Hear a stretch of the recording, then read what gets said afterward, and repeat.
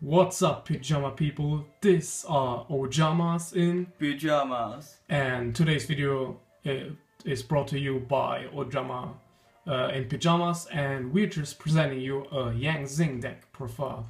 And the profile will be presented and done by Red. Yes, so we'll start with the main deck. During this video you will see that this is not a normal Zing deck. I'll show you why. So we'll start off with the monsters. There are 17 monsters in this deck. First, I play 3 Swani because Swani is the most stable one of the Zing monsters. Level 4 gives your synchro monsters 500 attack power plus, so yeah, pretty stable. He's usually used a lot. Then I play 2 Beyond. Beyond is nice because of its effect, which says that synchro monsters which use Beyond as material cannot be destroyed by battle. It's really useful against OTK decks like Clifford, some hero versions. Okay. And yeah, your important synchro monsters will not be that easy to be destroyed.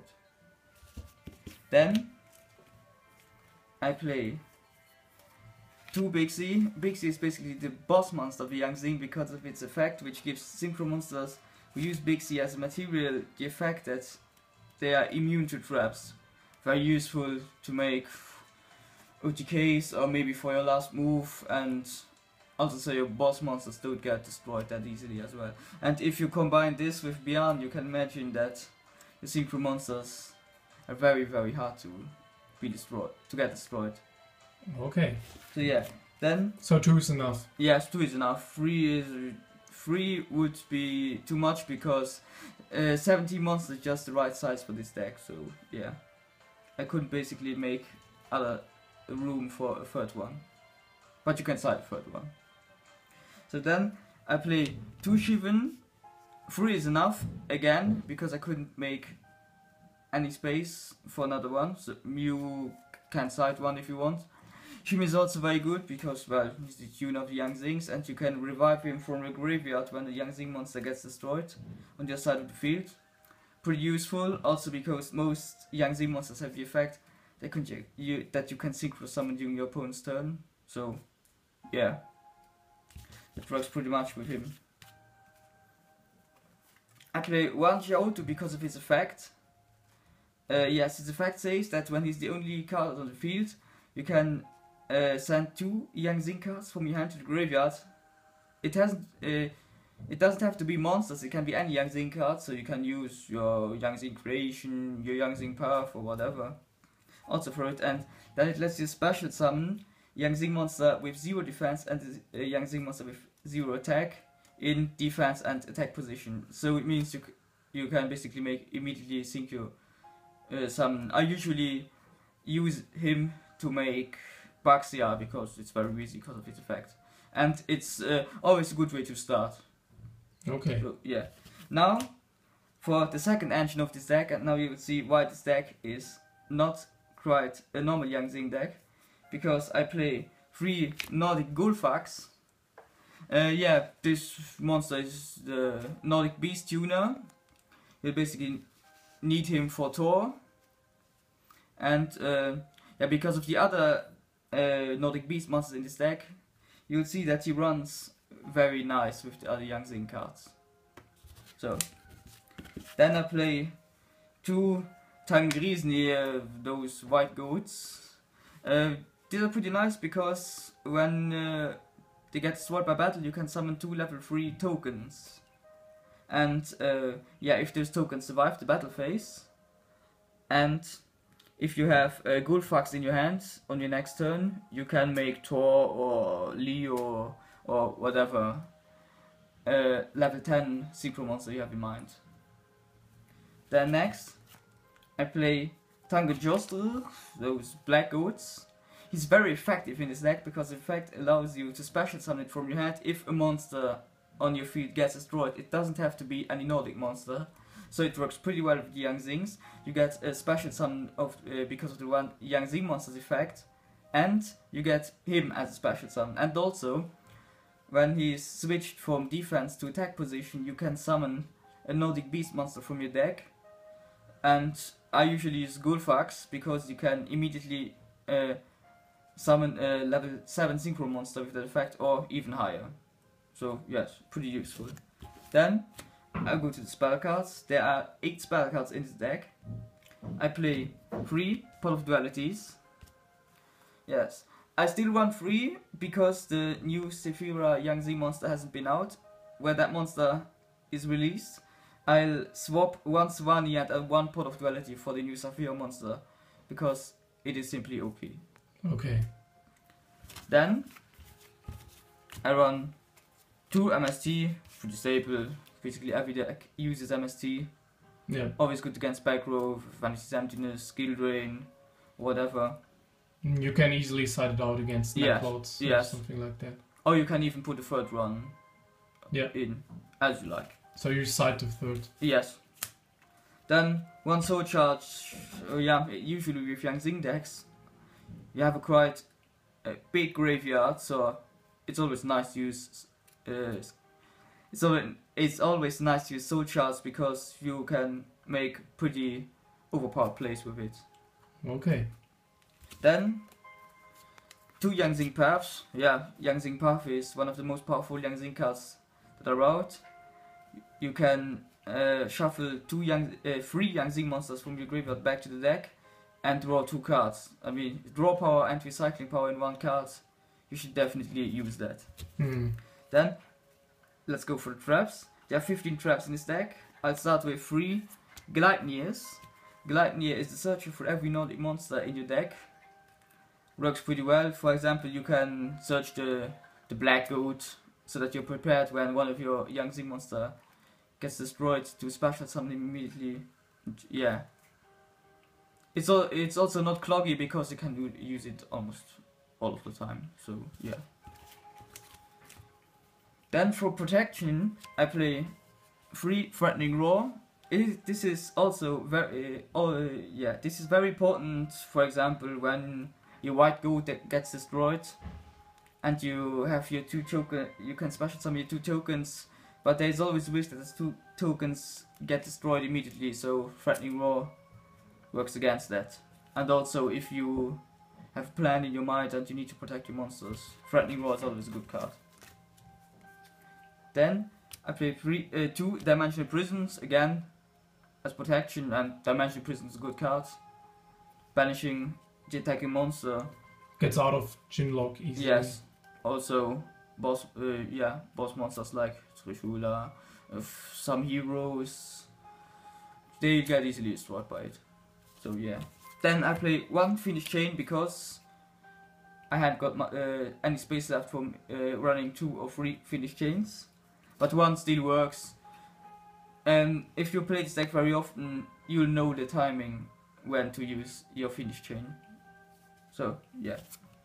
Then I play 2 Breakthrough Skills. Pretty stable. Always works well against big effect monsters. Yeah. Yeah. Can use it again in the graveyard. Yeah. Then I play 2 Yang Zing Creations, another overpowered Yang Zing cards, because it lets you do an additional special summon from your deck when a Yang Zing monster, not even a Yang Zing monster, when any monster is destroyed. So it can also be your Nordic monsters, your Synchro monsters, doesn't matter. And also, the longer you have it on the field, the more you can overpower your opponent by simply swarming any monsters you like. Then, for the last 2 cards, I play 1 Compulse and 1 Sun Warning, as protection. Works pretty well. Yeah, those 2 are good cards, so yeah. Okay. So, that was it for the main deck. Now start with the extra deck, of course. In the Nordic Beast deck, there has to be Thor. I run 2 Thors because it's simply OP combined with Yang Zing's. Imagine you can get him the following effects. Through Beyond, he cannot be destroyed by battle. Through Bixie, he has trap immunity. Through Swan, he gets 500 attack power plus. So, the only thing that's missing is piercing damage, but I hope that will come someday. So yes, I run 2 because 3 would be too much, because of the fact that you can revive Thor when he gets destroyed by banishing Nordic Beast Tuna from your graveyard, and you'll always have at least one Nordic Beast Tuna in your graveyard, because you need one to summon him. So yeah, and I normally summon Thor every duel, so he's a good reliable card. Then one Starter, yeah, there's not much to say about Starter. I think most powerful level 11 synchro monster out there. Yeah, and only one. Yes, and also trap immunity, spell immunity. Yeah, he had. You can make a big yeah. synchro summoning while using a lot of things. Yeah, you can make a Starter that can't be destroyed by battle, has 3700 attack, so works pretty well. Then I play one Leo in case that I can't summon Thor, because Thor needs a Nordic Beast Tuner, in case that's not on the field right now. But you can make a level 10 synchro. I use Leo. Leo's a good card, a big beater, protects himself with his effect, so always nice to have. Then I play two Baxia. Yes, Baxia is also one of the most important cards of the Yang Zing archetype. With his effect, lets you send cards back to your opponent's hand by the number of attributes monsters you used.